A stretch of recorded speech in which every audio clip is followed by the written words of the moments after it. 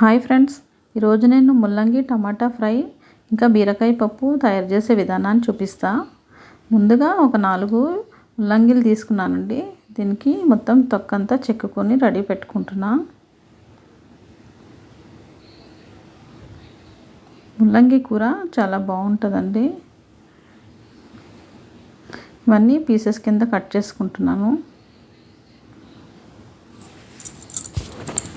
చిన్న చిన్న ముక్కల కింద కట్ చేసుకుని రెడీ పెట్టుకోవాలి.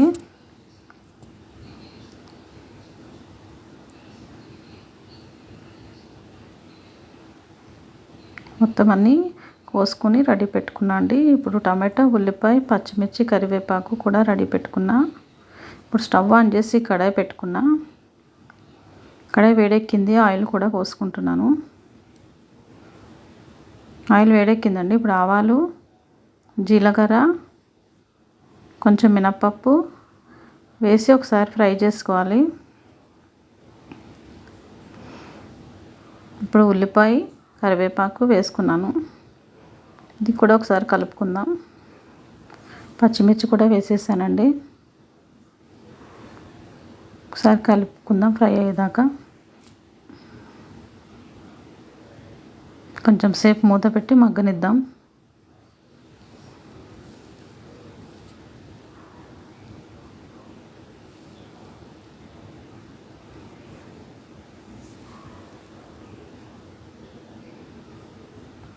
ఇప్పుడు ఒకసారి మూత తీసి కలుపుకుందామండి.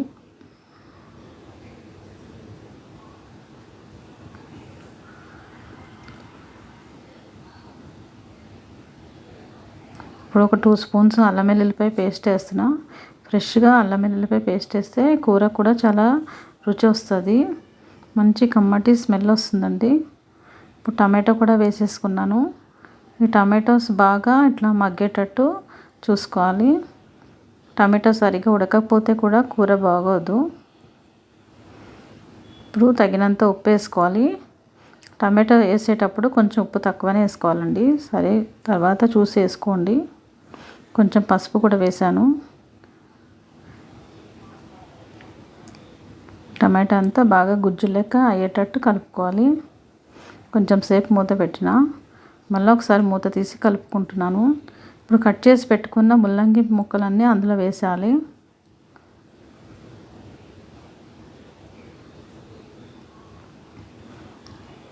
ముల్లంగి వేసినాక ఒకసారి అంతా కలుపుకుంటున్నాను. ఒకసారి మూత తీసి మళ్ళీ కలుపుతున్నా అండి.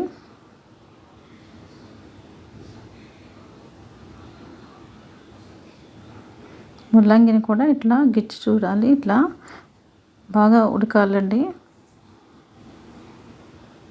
ముల్లంగి కూడా సరిగా ఉడకకపోతే కూర అంతా రుచి రాదు. కూర అడుగట్టకుండా ఒకసారి కలుపుకుందాం. కొంచెం కారం వేద్దాం. కారం వేయకపోతే ముల్లంగి కూర ఘాటు అనిపిస్తుందండి. కొంచెమన్నా కారం వేసుకోవాలి. కొద్దిగా వాటర్ పోసాను.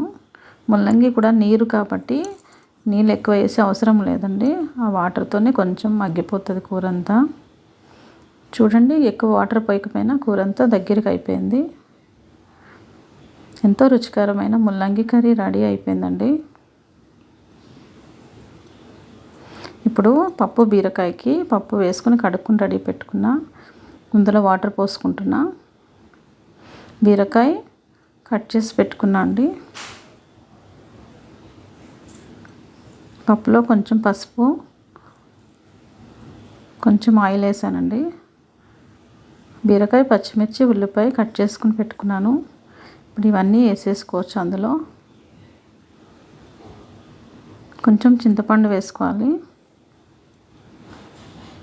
కొంచెం సేపు మూత పెట్టాను. ఇప్పుడు విజిల్ పెట్టుకుందాం. ఒక 3 విజిల్స్. పప్పు అంతా ఉడికిపోయిందండి. ఇప్పుడు స్టవ్ ఆన్ చేసుకుని గిన్నె పెట్టుకున్నా. ఇప్పుడు పప్పును మెదుపుకుంటున్నా. కొంచెం సాల్టు, కొంచెం కారం వేసుకొని బాగా కలుపుకోవాలి. పప్పు అంతా కొంచెం వాటర్ వేసుకొని కొద్దిగా మగ్గపెట్టుకోవాలండి. ఇప్పుడు కడాయిలో నూనె పోసుకున్నా అండి. నూనె వేడెక్కింది. ఇప్పుడు జీలకర్ర, ఆవాలు, వెల్లుల్లిపాయ, కరివేపాకు, ఎండుమిర్చి వేసి ఒకసారి కలుపుకోవాలి.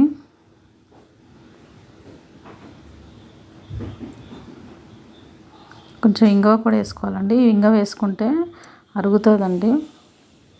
ఇంగువ వేసుకోకపోతే పప్పులో టేస్ట్ కూడా ఉండదు. ఇదంతా బాగా కలిపిన ఇప్పుడు పప్పు అందులో వేసేసుకోవాలి.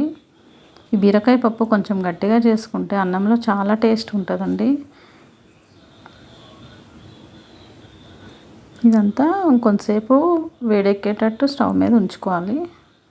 కొంచెం దగ్గర కావాలంటే పప్పుని కొంచెం సేపు మూత పెట్టుకొని వేడెక్కనిద్దాం.